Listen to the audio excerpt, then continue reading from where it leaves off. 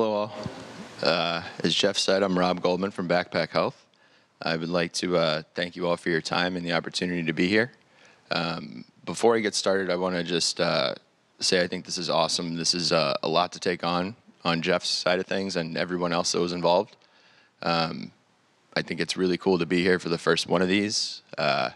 You all seem like a really great community dedicated to helping your kids, and I just really respect that. If I'm not loud enough, let me know. That's a good indication. So for starters, I actually have more experience as a patient myself than as a healthcare professional.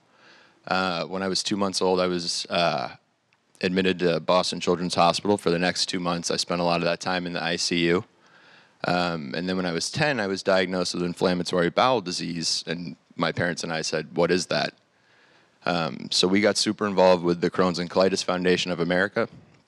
I ended up serving as a youth ambassador for them, and I find it funny now as a community outreach manager, public speaking makes me uncomfortable. So it's a funny fit, but here I am. So let's get started. So Backpack Health is an app that is available on iOS, Android, and also you can use directly on the web without downloading the app. It's for individuals if they want to use it on their own, and for entire families to use together. We're currently multilingual in 6 languages: English, Spanish, French, German, Portuguese, and Italian. We have a wonderful engineer staff. They're brilliant and always working on adding more languages. And, you know, there is an international crowd here. One of the things that we're proud of is with our partnerships, if a language were to be prioritized by a community, we could kind of bump that up and try and fit the needs. So we're always interested to hear about that. It's a platform that makes it easy to store, manage, and share all the details of your health and your families. You can have one account to consolidate family health, and you can add dependent profiles, however many of them you need. Parents can care for children. Parents can care for elderly parents. You can care for a significant other that might need your support. We don't define what a family is. Your support team is your support team. If it's your neighbor, if it's your cousin across the country, whoever you want to have access, you can set that up. So this is going to be a little animation of adding some health info to your Backpack account, hopefully.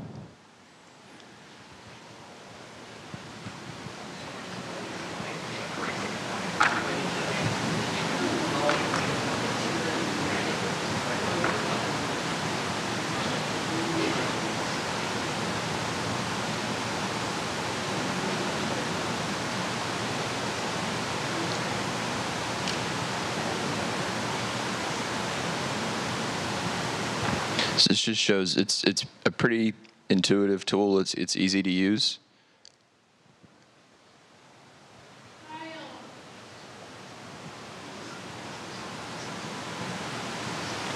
And then now epilepsy has been added to this Backpack account. I don't know if you saw on the table back there, we've partnered with a company called Sticky J. It is an interesting name, but they are a really nice group that has like-minded values as we.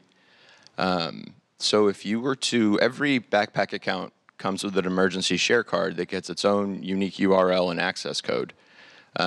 If you were to engrave that on your medical ID, that enables first responders to pull up that information right on site in a read-only format. You know, especially if you were unconscious, they wouldn't be able to change the information, but they would be able to translate it. So if an episode were to happen in a country where they're not speaking English, or if your native language is one of our 6 languages and you're in a country that speaks a different language, you know, these conditions are complex and difficult enough to understand in our own languages, let alone trying to understand it in another one. So if it were to happen in France, first responder can switch the information into French and take that in their own native language.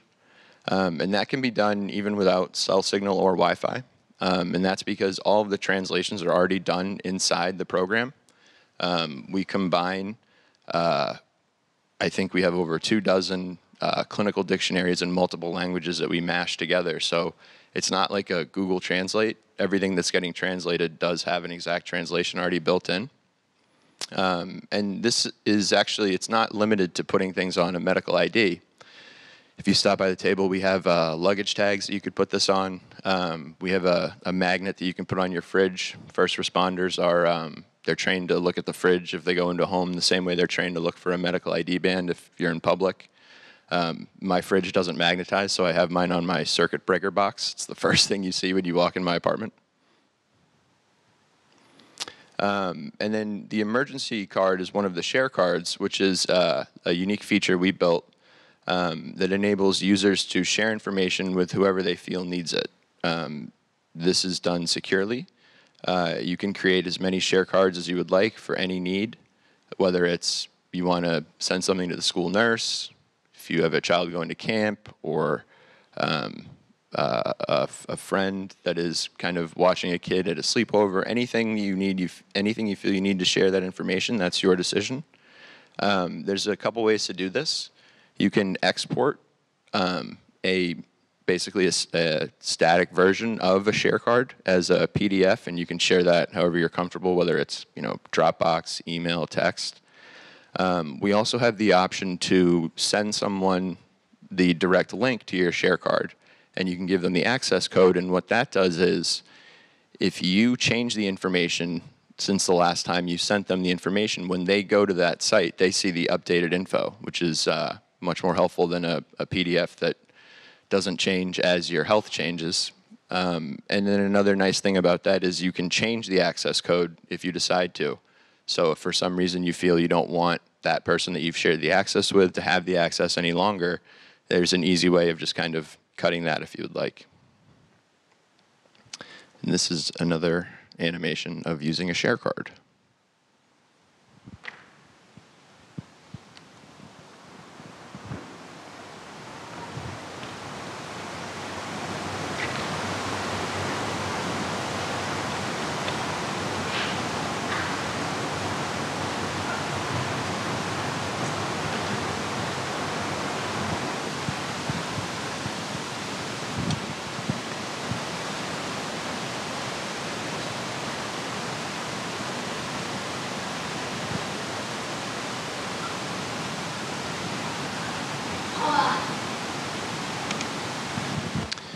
Right, so this is the Champ1 Disorders Patient Registry Group, which, as Jeff mentioned, Backpack has partnered with Champ1 Foundation to get this rolling.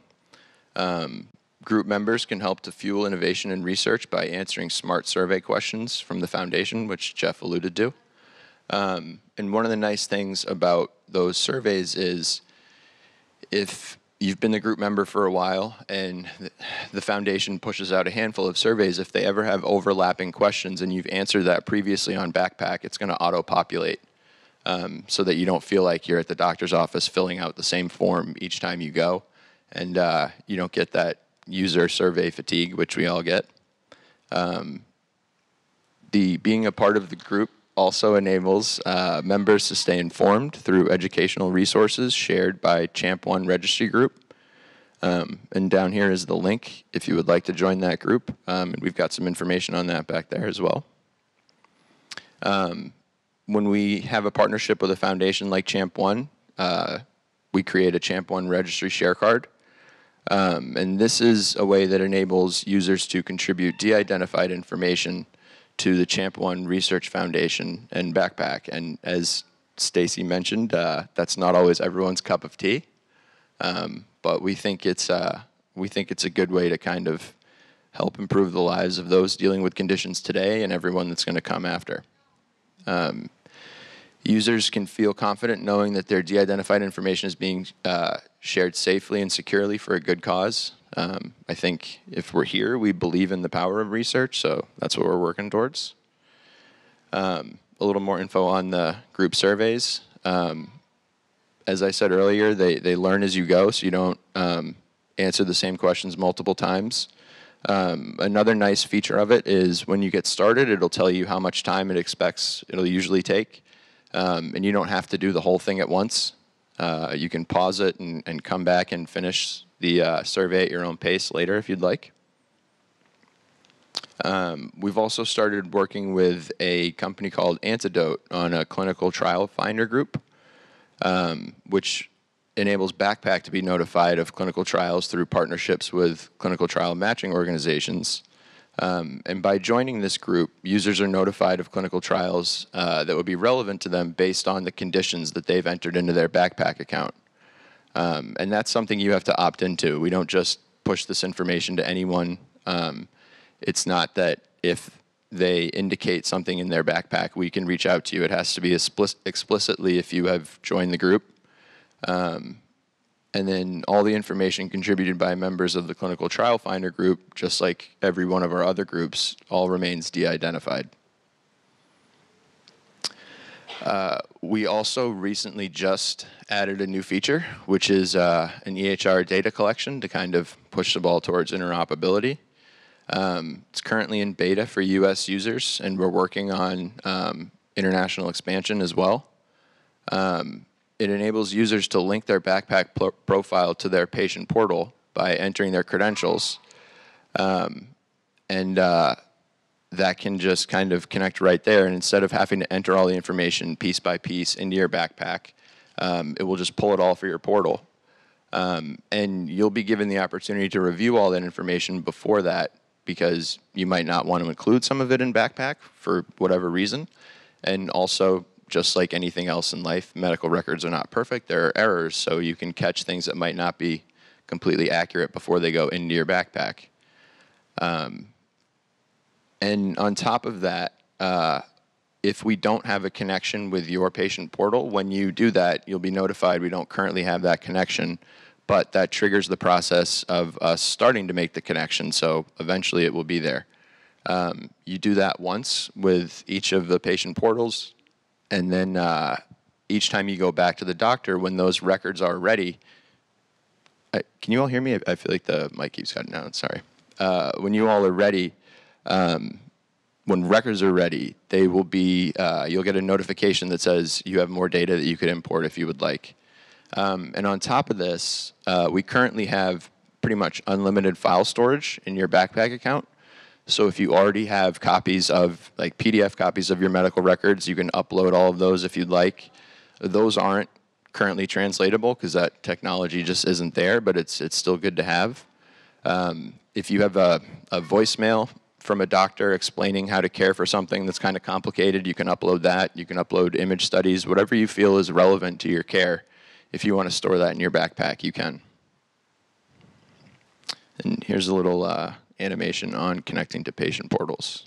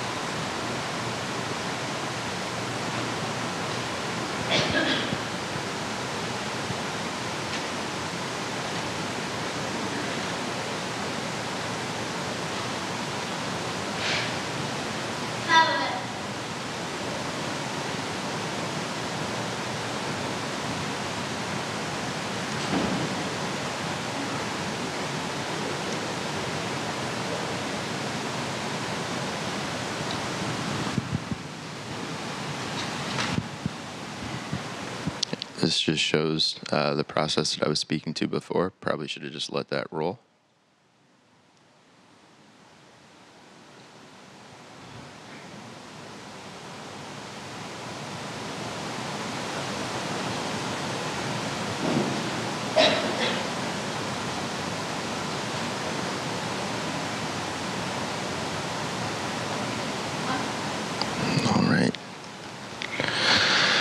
What we're looking at here is a demo version of, this is all, not real data.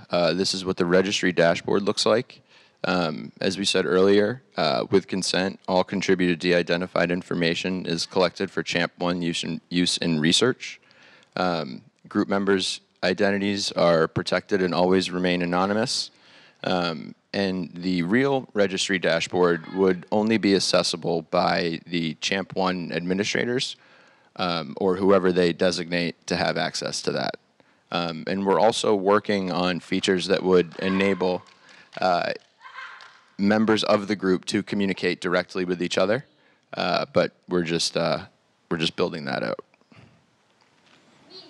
A little bit about Backpack. Our core values are, we try to make this a product that anyone that would need it could use it, so it's free. We're dedicated to providing a global tool that is accessible and functional in numerous languages. We share patient foundation goals to support rare disease communities and contribute research to a better tomorrow. These are some of the questions that we were informed that we might get ahead of time. Like I said, it's free. Give it a try. If you like it, that's phenomenal. If you don't, that means it's like one of the other hundreds of thousands of healthcare apps out there that not everyone finds is perfect. But if that's the case, let us know why. We love to hear when people say they're using it and they think it's great. But I still consider us a startup. We launched the product live in June of 2017. So we're currently in a phase where we want to hear what people don't think is great, what could be better, what it's missing, how we could improve. So, if you have suggestions, ideas, or concerns, we always want to hear those. Another question is, how does Backpack make money? So patients and families that choose to join the Champ1 group on Backpack have the option, as covered a few times already, to contribute their de-identified data for research purposes. If approached with a desire to purchase the de-identified data, Backpack can collaborate with Champ1 to make a sale. And when we engage with a foundation such as Champ1 Foundation, each time we form a steering committee, which is made up of members from Champ1, members from the Champ1 community, and from Backpack Health.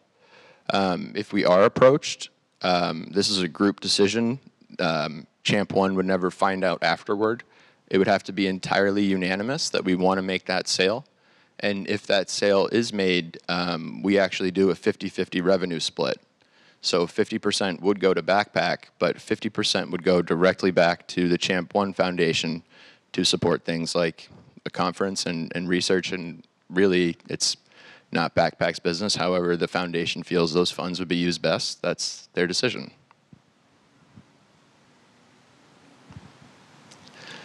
That's what I have. And I think if there are any questions, I think we've got time for that. And again, I just want to thank you all for your time. I really appreciate it.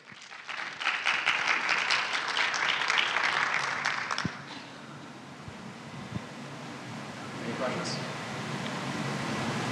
Not sure if that's a good or bad. No, you could. I'm going to go over a couple things. Hey, just real quick, just to show you guys. So I just started using this product, and I need to kind of get a little more in tune with it. But so how often us as parents are sending our medical records to doctors, clinical visits, whoever, you could upload all of your records on this. I mean, it's real simple. So like your EEGs, your neurologist, your gastroenterologist, you could literally put it all in here. So I could send it to you guys right now as a text message, as a PDF, as an email. It's real convenient. So there's it's kind of twofold of why we could use this and get behind it. And I really think it's a good tool. One, it's personal. It's convenient for your personal use. You can do it for yourself too. So like I have the whole family on here, so I could just text message to a doctor, email to a doctor. So that's great. It saves a lot of time. Also, once you join the Champ1 group, so I have a group made, and there's only a couple people on it. But let's just say you guys download the app today, and we jump on the group. You could fill out, like I have a list of all of our symptoms. So you'll see like, and this goes in a lot more depth than anything we've had, like teeth grinding, hand flapping. I mean, just any little symptom you have. And you can go down the line in 3 minutes and just check every one that your child does, hit share card, and they will aggregate the data. So I don't think right now you could see the data, but you guys have it, right? Like all the symptoms checklist? Yeah, so would we be able to get that as a printout or something? Yeah.